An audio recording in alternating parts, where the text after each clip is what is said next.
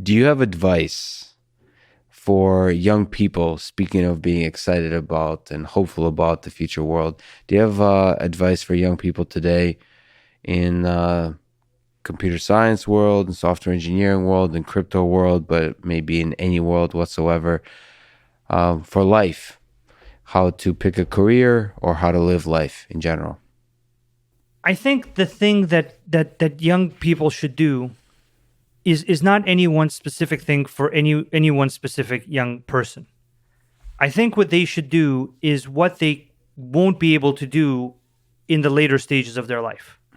Yeah. And the way, in my opinion, from a framework point of view, to think about that is that the amount of obligations and the amount of time that a person has seems to just diminish over time, right? So the amount of free time they have, right? So you start your job, you get a bunch of responsibilities, something with your partner or spouse, more responsibilities, kids, probably even more responsibilities. And soon enough, the time that you have to educate yourself, to travel, to, experience the world, however, create whatever creative endeavor you're interested in, slowly but surely disappears. I think this is something that, young people don't fully realize. They assume that the world as it is now and the amount of free time that they have to travel, to educate themselves, to make new friends, to do all these things will somehow maybe diminish by 10%. It won't diminish by 10%. It'll diminish by 90%. Yeah. And the 10% that you have, you'll be resting to get back to work and get things done. So Yeah. what I think young people should do, and this is why it's very different for each of them, right? I can't tell young people, hey, you should study philosophy, travel, and start your own enterprise to achieve something worthwhile in the world, right? That might be something that's good for me with my values and my kind of worldview, but for other people might be something else. I think the way that they should conceptualize it is imagine if over the next 10, 12 years, the amount of choice that you had about what you could do was cut down by 90%. What would you, and this is, copying from this kind of Jeff Bezos regret minimization framework. Mm-hmm. In that framework, it's like, what would I regret not doing at 80? Mm-hmm. And that's kind of meant to create this long-term view and make these decisions now that'll get you to a long-term future that you can look back on and be proud of your life, right? What I think young people should do is they should say to themselves, look, if I never get the chance to travel for as long as I live, assuming that after 25, after 27, after 29, that's the case, how will I feel about that? If I never get to start a company after 25, after I get married, after I have kids, how will I feel about that? And whatever they feel the worst about is what they should do. Whatever they feel like when they say to themselves, if I don't travel now, I will never travel. And they feel horrible about that. They just have an overwhelming fear and disgust at themselves in that type of state at 25, 27, 29. That's what they should do. And they shouldn't listen to anybody else. Let me put it to you this way. If you're really smart, you're going to make it anyway. There's a lot of people putting a lot of pressure on you because they're afraid whether you're going to make it. If you're really smart, you're going to make it anyway. If you're not really smart, you're screwed anyway. So either way, just relax with it and use your time well to do the things you would most regret not doing. That's really fascinating.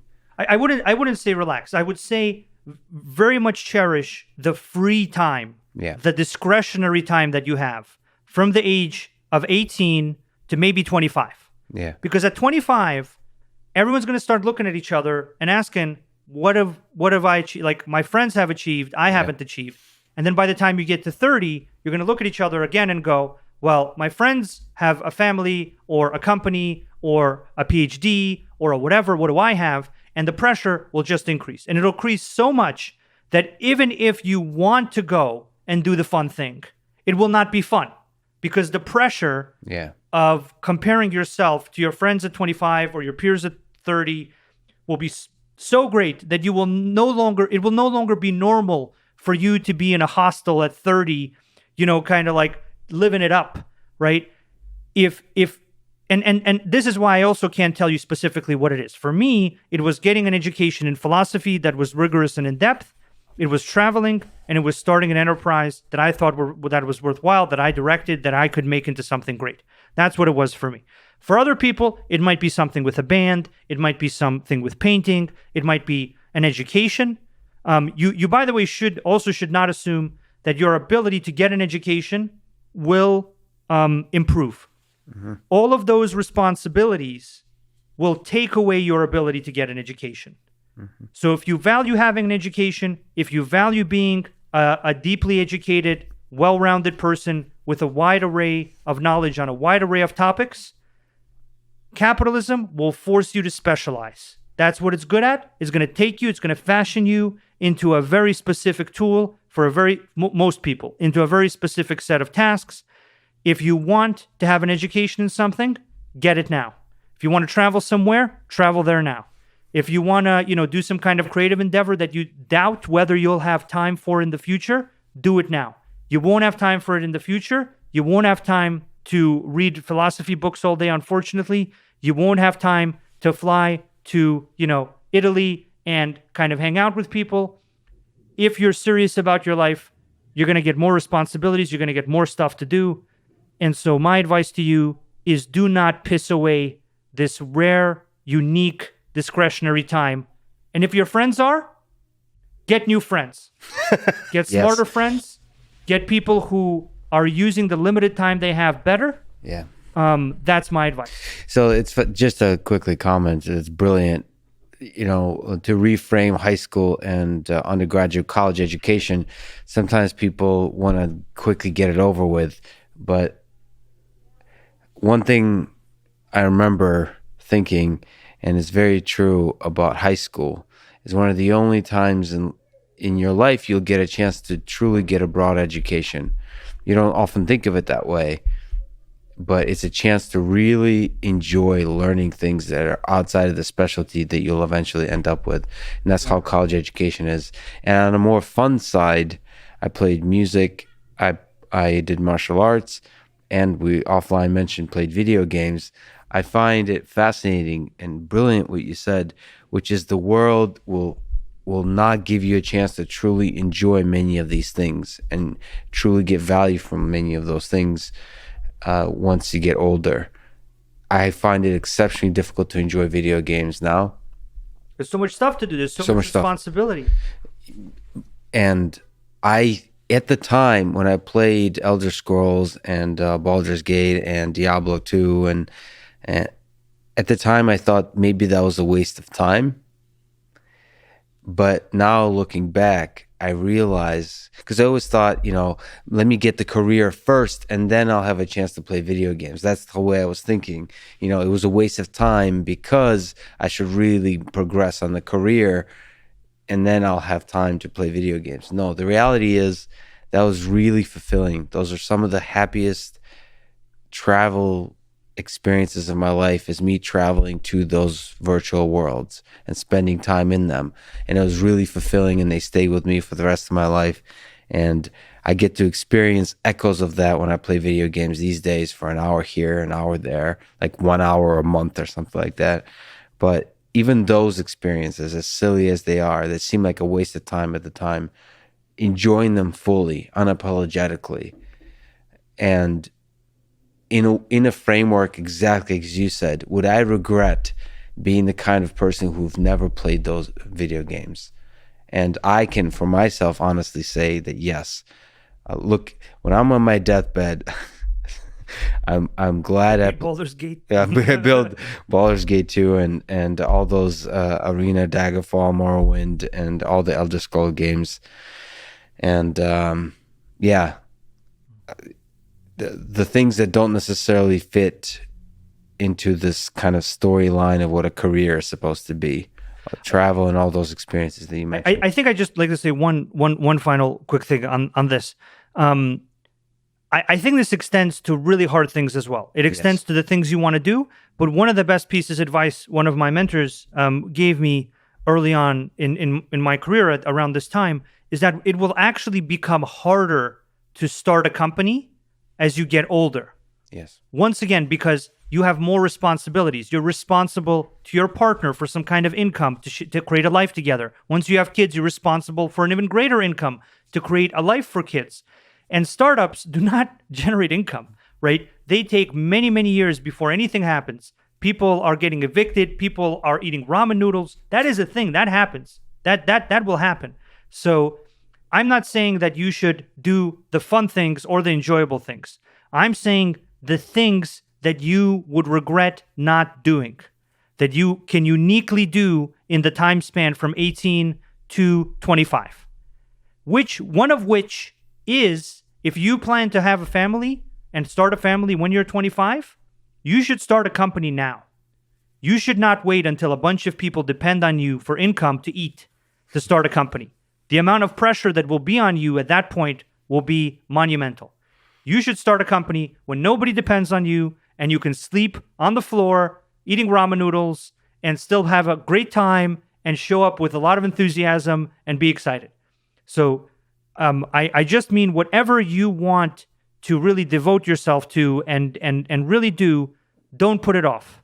Don't go to consulting or banking or any other industry and say, I'm going to do this for 3 years and I'll get experience. The only way you get experience is by doing something.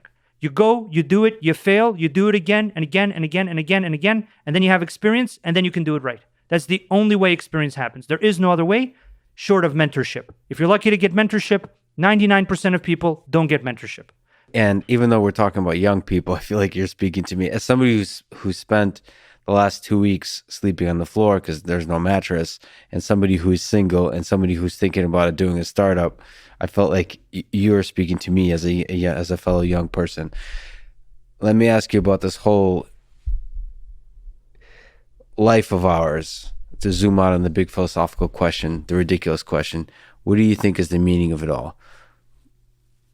Do you think about this kind of stuff as you're creating all the technology, as you're thinking about this future? Do you ever zoom out and think like, why? Why are you, Sergey, striving? Why are we, the human species, striving for the stars? So I think it comes down to whether people want to live in society. So if people decide to be part of society, they have a certain set of conditions that they decide to take part in, right? So I think what this comes down to is a lot of really involved conversations.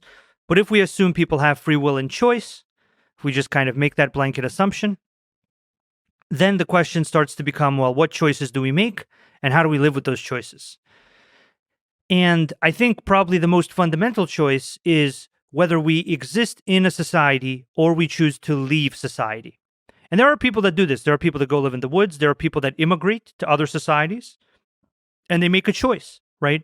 And as they enter those other societies or they choose to leave society and go live in the woods, they adopt a certain set of values, right? They adopt values that the society prescribes. They compromise their own values. They define their own values, and they create a set of values for themselves, right?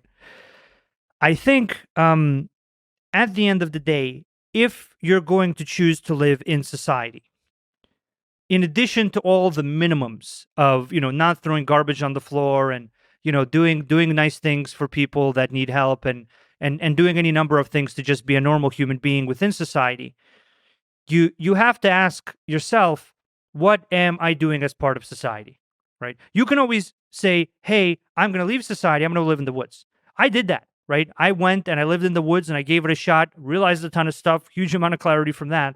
But when you decide to live in society, you take on, first of all, certain minimal agreements. You mold your values a little bit to that society. That's another choice that people inherently make. And then there's a question of, well, what am I doing here, right? What am I doing in society, right? So when people say the meaning of life, I don't know what the meaning of life is. The meaning of life in society.